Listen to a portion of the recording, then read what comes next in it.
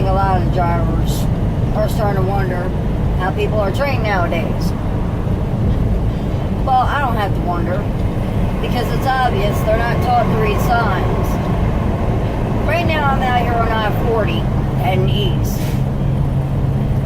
Sign I passed a few minutes back said no trucks, left 2 lanes. All trucks, right 2 lanes. Speed limit's 55. I'm doing 56. Why am I going down on a slight hill? Gravity kind of took over on that. But even with that, speed limit's 55. In this state, on most of the highways, trucks are supposed to be doing 55 anyway. Supposed to be. And how do I know that? Because there's a speed limit sign that says 65, and below it says trucks 55. Well, that kind of makes me wonder if people are only seeing half the signs that they're coming up on, or if they're even looking at them at all. Me, I look at every sign, even the ones on the overpasses. Walker Springs Road, exit 380. Oh look, there's a Walmart over on the left. Gold's Gym, Bright Motors. I'm looking at it all. And truck lane restriction. Cool. I pay attention to all that. I pay attention to the fact that, oh, we got slow moving traffic up here. I'm going to stay at 55. Why? Because that's what the speed limit is right now. Everybody wonders why I managed to keep my nose and everything of mine off the radar of DOT. Now how I do it? I read them things on the sides of the road called signs. Like this one coming up, 55 miles an hour. This guy coming up on my left-hand side, so ain't doing 55. Not at all. I just started to slow down because I'm climbing a hill. And yeah, he's so not doing 55. These cars aren't even doing 55. And yet everybody wonders why we got all these accidents. Maybe if we all read signs, paid attention to them and followed them, maybe there'd be less accidents on the road. Maybe we wouldn't be so heavily regulated. And yeah, maybe we may not all end up being governed at some point. We all can play by the rules. Now we don't play by the rules, we get punished and regulated. Like everybody screaming about the ELDs. Well, guess what? We didn't have so many cheating, rewriting history motherfuckers out there, we wouldn't need them. Honestly. Oh, I can run 1,000 miles in 11 hours. Not unless your truck is jet propelled. Or running a form of nitrous for diesels, which is propane. Not always the safest idea if you don't know what the hell you're doing. I wouldn't advise it personally, unless your truck's being built to run down the track. But anywho, y'all screaming, oh, ELDs could have prevented this, ELD could have prevented that, paper logs could have prevented this, could have prevented that. You know, the only thing that could prevent an accident is paying attention to the road, reading your signs, doing what's supposed to be done legally that you're already supposed to be doing, and Jesus. Okay, I will agree, Tennessee definitely needs to repave certain parts of the roads. But do it legal. Trip plan. Go, okay, I got 400 miles to do. It's going to take me roughly about 6.5 hours, depending upon traffic. And any logical person can figure that out. That yeah, traffic does slow us down. So you plan accordingly. I would at least knock out this much today. Alright, well, set yourself a stopping point. Find a truck stop out that way. Plan ahead. In 2 miles, keep to the left on I-40 East. Now me, since I'm heading up into the northeast, which I just left there last week, but whatever. I'm not going to argue it. Good miles. I'll run it. Ain't going to argue it. I'm going to try and shoot for a ravine tonight to shut down. Am I saying I'm actually going to make it? No. Do my hours say I can make it? Yeah. Will traffic allow it? God only knows. Too many variables between here and there. But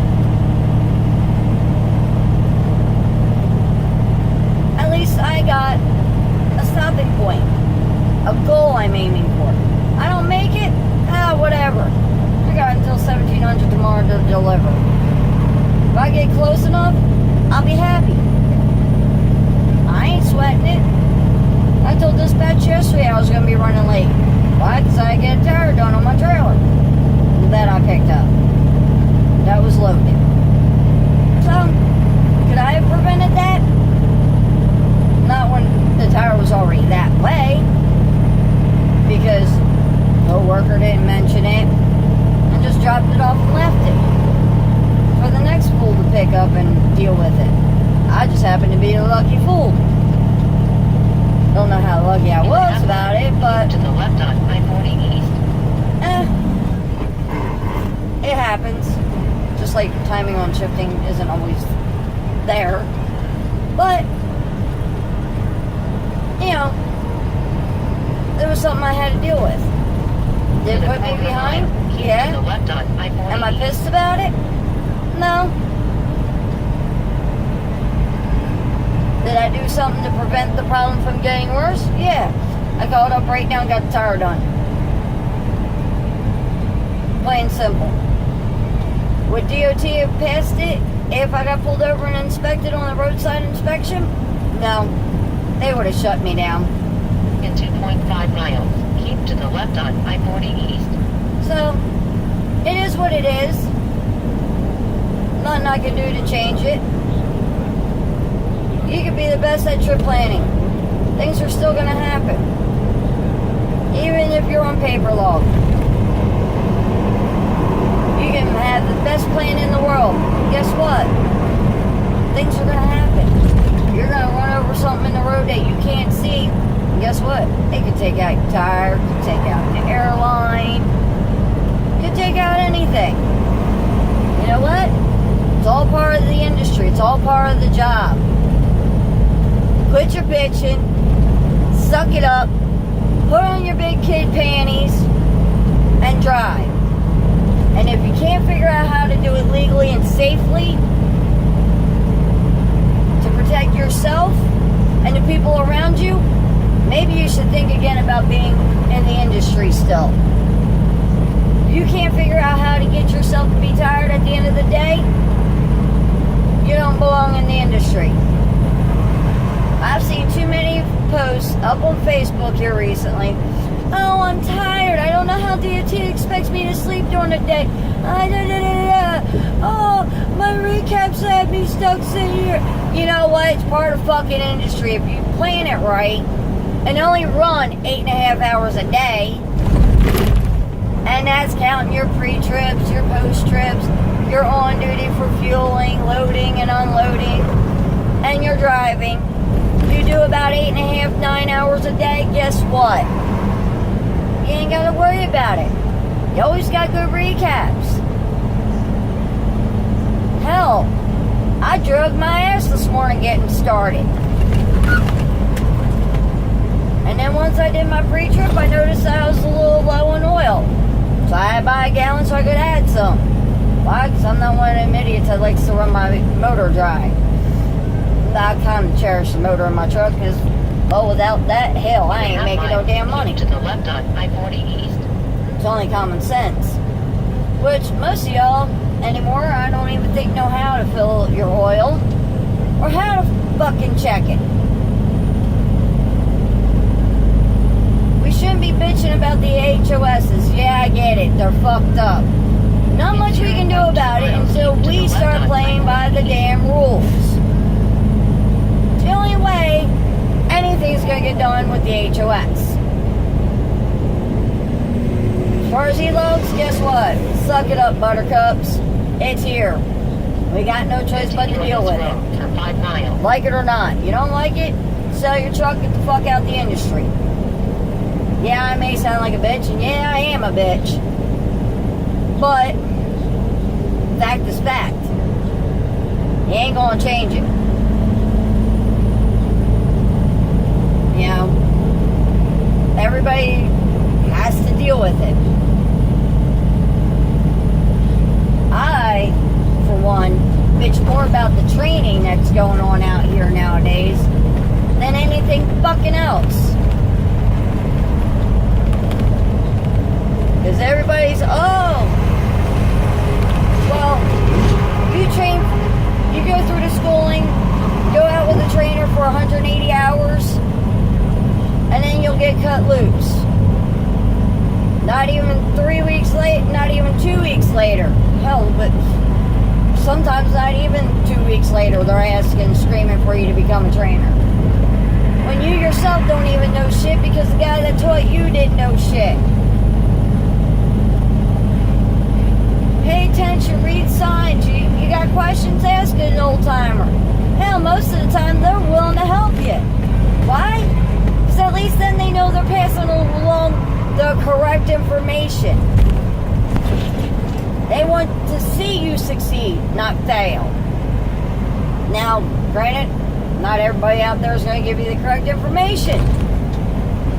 But it doesn't hurt to ask another driver. Don't post it on the fucking Facebook pages. How do I do this? How do I do that? Well, here, I'll give you a short, brief version of it. Most companies, max you can run on your steers, 12,000, any state.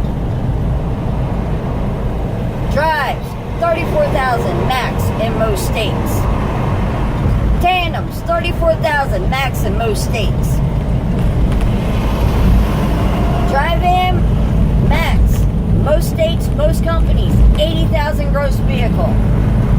You can't figure it out from there on how to do it, or what is what, and how to read a scale ticket. Hang up your keys. Walk away from the truck. My only suggestion and my only advice on that. And if you feel only comfortable in an automatic, so be it. Stay with the company you're with then. Me, I didn't feel safe in an automatic and trusting it to judge what gear I should be in going down a hill. Or what gear I should be in to climb a hill. I didn't trust it, still don't trust that. If I miss a shift, at least then I know I missed it. Not the computer fucking up. And if you don't know how to drive without your Jake brakes, try it on flat land with a light load. Start there. Baby step it. Once you get used to that, work on hills with it. When you get used to that, and you figure out how to do it, you can pretty much run any road you want. Just be smart about it. Because you never know when them Jake brakes are going to decide to quit working because they're ran off electrical. And at any point, Keep to the left on I-40 East. they could decide to cut out. I've had it happen. I was down to one stage left on my Jake brake and that was it. Everything else was Johnny bar and service brake. Yeah, that wasn't fun. I did nothing but complain about that truck and try to get it fixed right, and the company said, nope, nothing wrong with it. I turned in my keys. Said, y'all can have your truck. Your permit book, your pre-pass, e-pass, and have a nice day. And I walked away. I found me another company that actually will make sure the truck is right before you go down the road. And if the company themselves, their mechanics can't fix it, they send you to a dealer. Ooh, yes. I get that kind of privilege. And they won't let me go until it's fixed right. They tell me, if it ain't right, speak up, we'll get it taken care of somehow. It's your God-given right to refuse to drive unsafe equipment. A lot of guys nowadays, and girls, don't realize they can do that. It's your God-given right. You can turn around and deny driving that truck or hauling that trailer. Keep to the left on I-40 East. There's nothing they can do about it. And if they try to make you do it, find yourself an open scale house. Make sure you got the messages or emails, whichever way your company and you communicate. In a quarter mile, keep to the left on I-40 And when you get to the DOT scale house, you sit there and you turn around and you talk to that officer. You show them the messages and you tell them, I feel unsafe hauling this, or I feel unsafe driving this. That's my life, my license on the line, and everybody else out on the road. Now, I don't know about y'all, but if my truck ain't right, trailer ain't right, hate to say it, it ain't budging. Not at all. When my brake chamber went on this truck last month, I turned around and told my shipper and told safety and breakdown and dispatch, my truck is unsafe to move. You know what my shipper said to me? Park it right here. You can stay overnight until the repair guy gets to you. Okay. Safety said the same thing. Dispatch said the same thing. Breakdown said the same thing. When the service guy came, guess what? He caged my brake. He helped me get out to his shop so he could actually change out the brake chamber, which was actually leaking. I wasn't just saying that to try to get out the load, because I did not get out that load.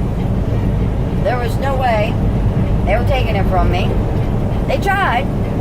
They didn't think it was gonna, it was gonna work out to where I could still haul it. And I was okay with that. I was alright with that. But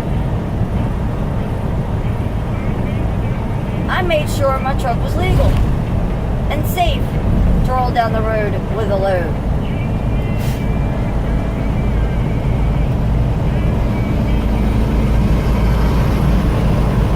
It's part of our job to make sure. Really, boys?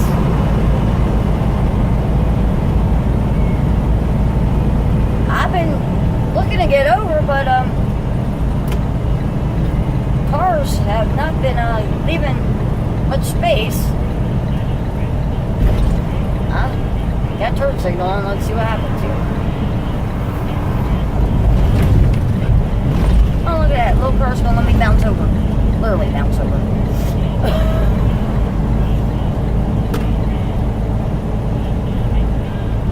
But y'all get my point. It's all a matter of doing what's legal, knowing your rights, knowing what your God-given right as a driver is. If you don't feel good that day, they can't force you to drive.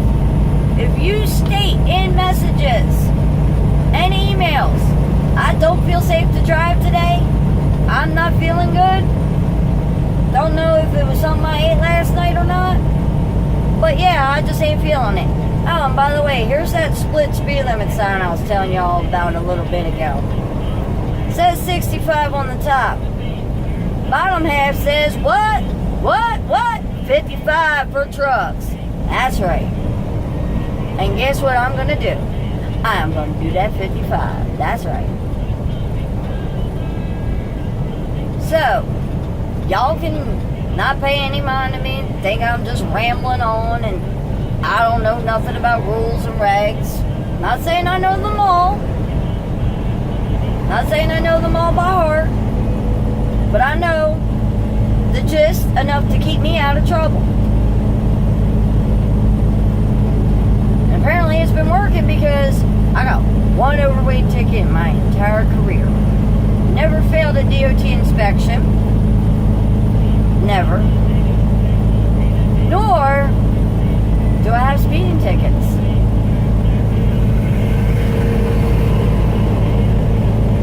Why? Because I pay attention and I read the signs. It's not that hard, y'all. Really, it isn't.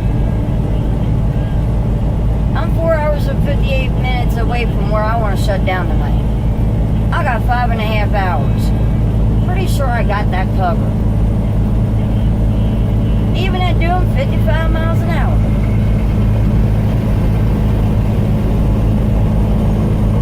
Like I said, idiots, trucks, use right 2 lanes. There was Bobtail out in the left lane. You know, if we all just took the time to read the signs, use turn signals like he did. Okay, granted, he could have left a little bit more room. But he still left me enough room to maneuver if I needed to. So I ain't gonna be blasting the air horn at him or flipping him off. Although I call him a bonehead because I guess he wanted me to bring him home to mama. And then, yeah, he so was not my type. Not only that, I think my man would be a little bit upset if I brought home another man. But, yeah, I'll be happy doing the 55. Staying in the right-hand lane. Okay, it still doesn't make sense. They want us to do 55 in the state of Tennessee. And not convoy. But be in the right-hand lane and doing 55. Now, to me, that kind of creates a convoy. I don't get it. It's the epitome of stupid. I don't get the logic in that. I really don't. If somebody can figure that logic out, let me know. I gladly listen to it. I just don't see any logic in it. 55, right-hand lane. Or right 2-hand lanes in this case. 55. Kind of creates convoys. I don't care how you slice it. It's still convoy. We have roughly about 8 trucks up ahead of me now. Between the center lane and the right-hand lane. That's a form of a convoy. More than 2 trucks in a straight line. My brain hurts. I'm trying to figure out the logic in that. Common sense says if you put trucks at 55 and cars at 65, cars come flying up on us, they're not going to realize that they'll pay attention enough to realize, oh hell, they're going slower, and grab the next lane, and next thing they know, they're up against slow traffic or stop traffic. Now they just hit 4 cars. Or rear-ended another big truck. I don't get it. But that's what they legally want us to do in some states. Well, you know what? The last blitz, and this is the funny one, I was on I-70 out in Indiana. During the cell phone blitz. There was over 50 of us doing 60 miles an hour in the right-hand lane. Meanwhile, cars are trying to come over and merge in to catch exits and all that, and couldn't. Why? Because we were convoying. Why? Because that's what they want. 60 miles an hour, right-hand lane in Indiana. Think about that for a minute, folks.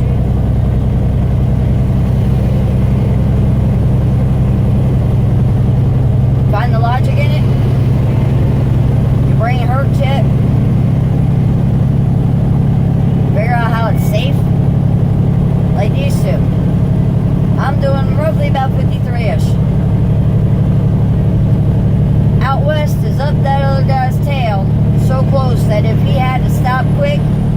couldn't. It's called tailgating.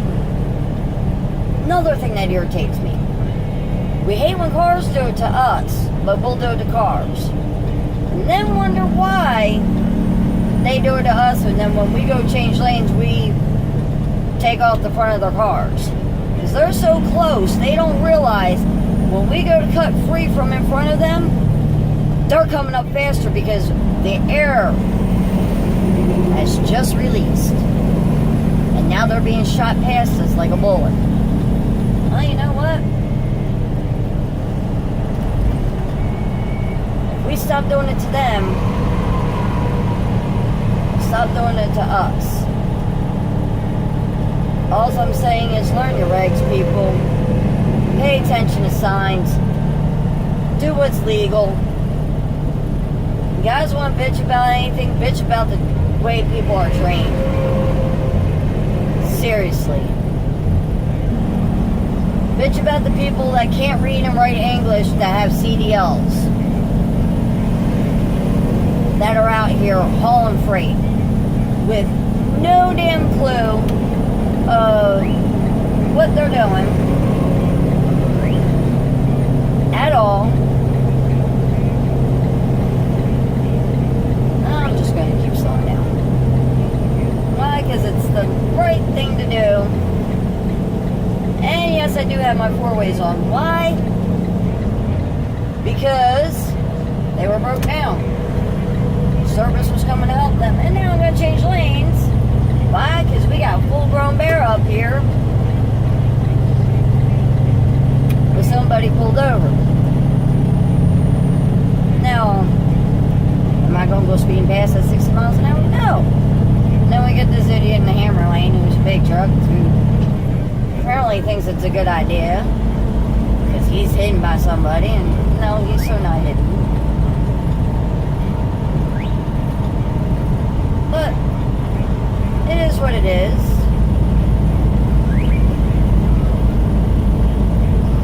And if you do it right, do it smart and legal, you'll never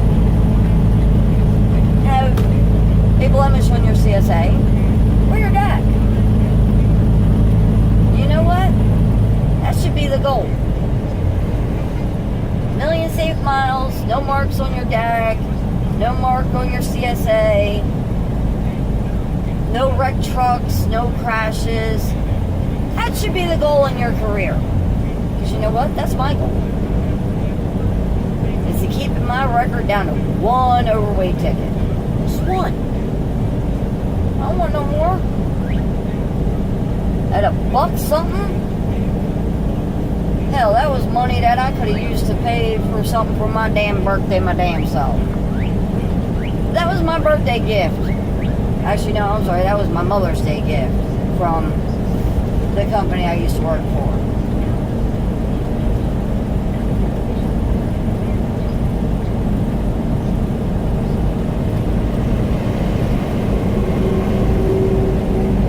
But if you guys just do what's legal, pay attention, don't tailgate.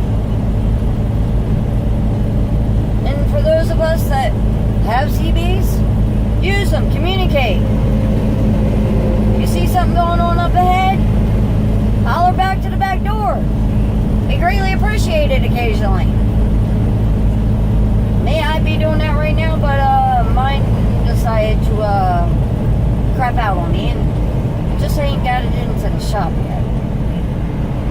Keep saying my next home time, and home time sometimes doesn't work out as I planned it to be, but it's part of life. It happens.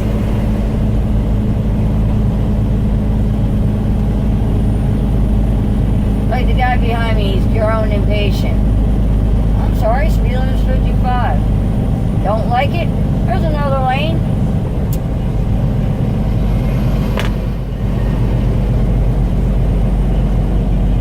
I mean, what are you gonna do? Run me over? Go ahead, it's your CDL. That's how I look at it. You want to speed? It's your license, go for it.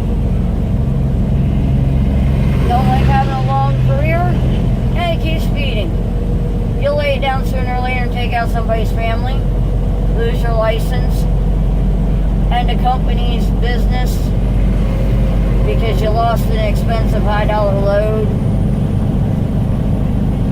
and laid it down, or you were hauling hazmat, can cause big contamination, lost your license, costed the company their license to haul hazmat, pay for it the rest of your life, and never be out of debt because of it. Think about it. Think about it, boys. Is it worth it? Is it fucking really worth it?